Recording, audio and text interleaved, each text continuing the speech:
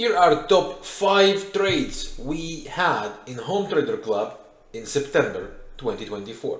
The first one was DAX sell from this trigger zone, which delivered directly to the Fibonacci level we wanted to see. The next one was dollar yen sell after the break of this range. We wanted to see around 140 as a target, which was delivered right here. The next one was the euro pound sell, break below the trendline and the most recent low that should deliver right to this target, which it did.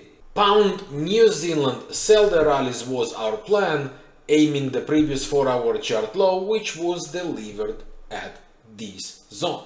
And dollar yen buy after the break of this trend line with the invalidation below the recent low, heading towards the Fibonacci levels, which delivered right here. Join our family to enjoy your access to our complete courses, real-time trading education and real-time trading opportunities.